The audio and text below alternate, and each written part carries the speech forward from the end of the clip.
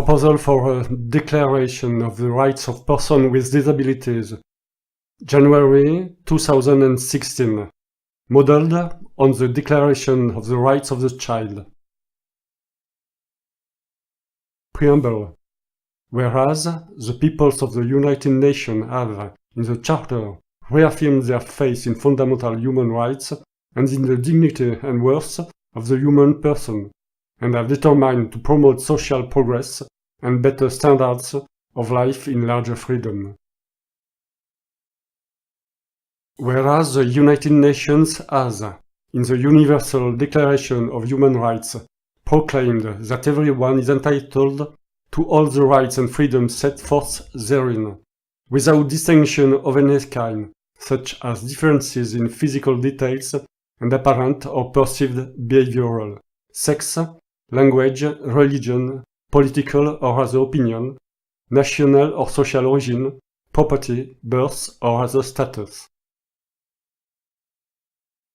Note: in human rights, the term race should be deleted since human science cannot define the notion of race, and replace the notion of color with differences in physical details and apparent or perceived behavioral. Whereas that all disabilities are prenatal or postnatal abuse of nature and of the human on the human. That there can be no difference between birth disability and disability acquired during life, because no human has asked to exist. That the result of any disability whatsoever is due to bodily weakness and or intellectual or and as well as the absence of free will. That weakness and absence are the results of a genetic inheritance from the parents and therefore unwanted by the child, not more desired by that person than existence itself. Whereas that no person, handicapped or not, can exist at a personal request, that her existence is therefore arbitrary, and that her parents have initiated without any mastery the blind manufacture of her existence for their services, and that of society, since procreation is the first social act and the most important of human acts, yet without control of the law. Whereas that the disabled person, by reason of her physical or mental disabilities, needs special safeguard and care, including appropriate legal protection, before as well as after birth, and in particular, where appropriate, of equipment to compensate for the handicap acquired in the service of society simply by existing.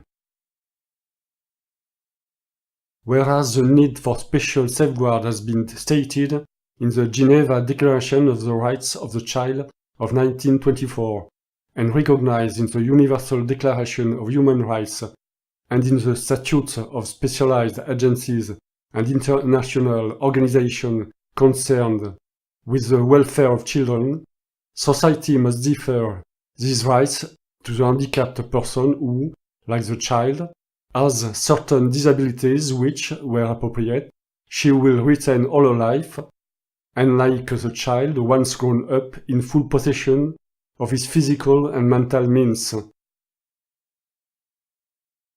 Whereas mankind owes to every person, child and adult, handicapped or not, the best of itself, and that there is no reason to compel anyone to exist if the conditions of existence are bad. Now, therefore, we, the author, proclaims this declaration of the rights of persons with disabilities, so that they have a happy life and enjoy, for their benefit and in the interest of society, the rights and freedoms herein set forth, and that they benefit from an indemnity and restitution for the disability that they must undergo when they have not asked to exist, let alone to exist in this physical or mental state, and while this existence is a result of a need for society and an uncontrolled desire of their parents,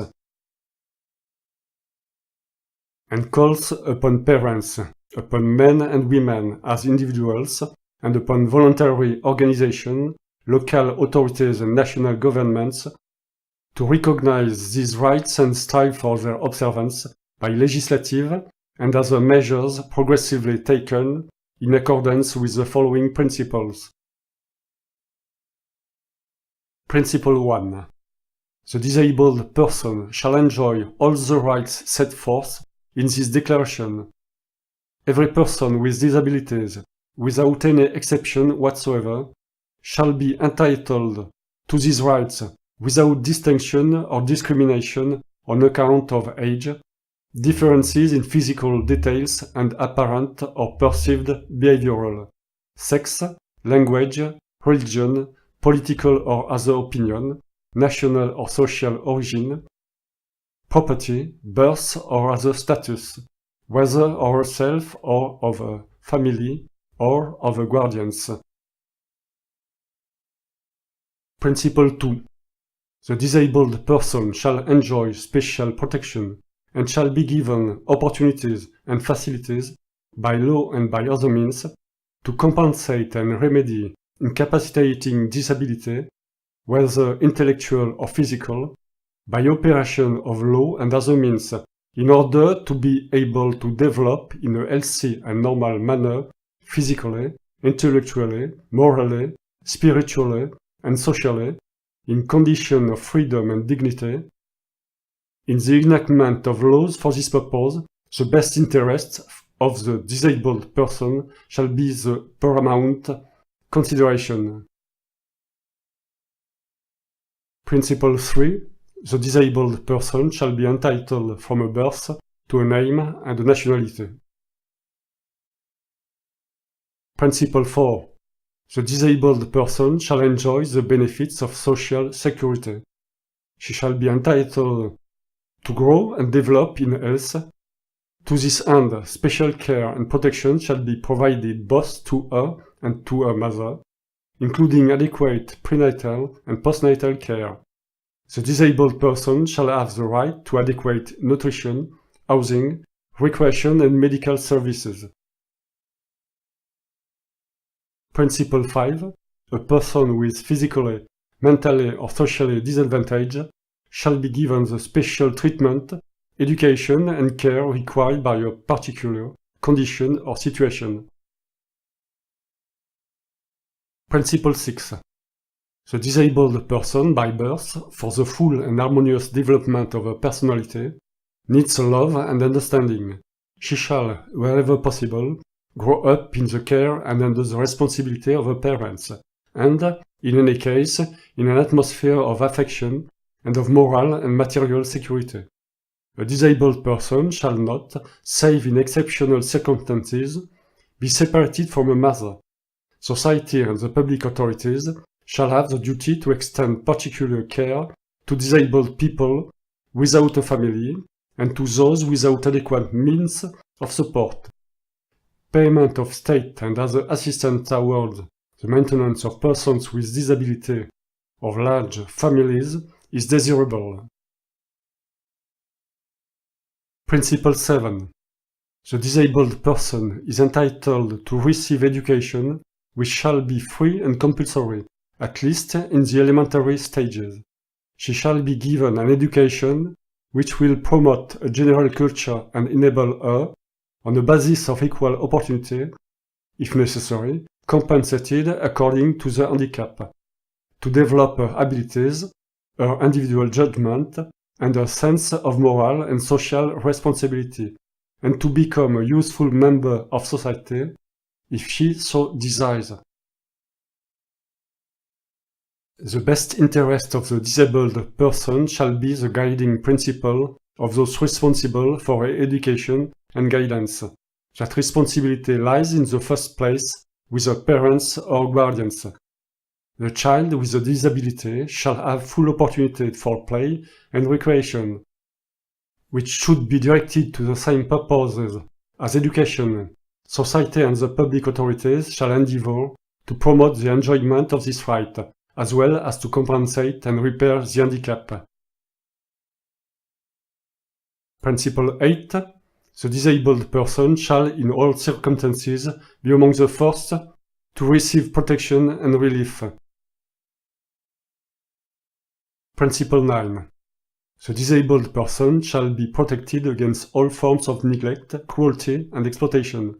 She shall not be the subject of traffic in any form. The disabled person shall not be admitted to employment before an appropriate minimum age. She shall in no case be caused or permitted to engage in any occupation or employment which would prejudice her health or education, or interfere with her physical, mental, or moral development. Principle 10. The disabled person shall be protected from practices which may foster to physical or behavioral discrimination, religious, and any other form of discrimination. She shall be brought up in a spirit of understanding, tolerance, friendship among peoples, peace and universal brotherhood, and in full consciousness that her energy and talents should be devoted to the service of fellow men, if she desires it, and according to her abilities. General principle. As a society is constantly asking for partners to replace the deceased who constituted it, it must, since it is demanding partners forced to exist for its service, and since it is respectful of human rights that it has instituted itself, to assure to each one a decent life, interesting, rich in opportunities, healthy, non-bellicose, and gratuitous, and since it is unable to ensure that every human being, existing for its service, is born and remains unscathed from physical or mental handicaps, it must compensate and repair, to the extent possible, the failures of the generation of these people and their lives. It must always be remembered that the fabricating of an existence is never mastered and only serves those that already exist, that the risk of this blind manufacturing involves the mother who risks her health and her life by procreation, but especially the new person, the child, who suffers all the consequences for the sole service of others, since she will exist without a prior agreement, obviously impossible, and this constrained existence will take place with a body as well as an intellect and in an environment that she has not chosen.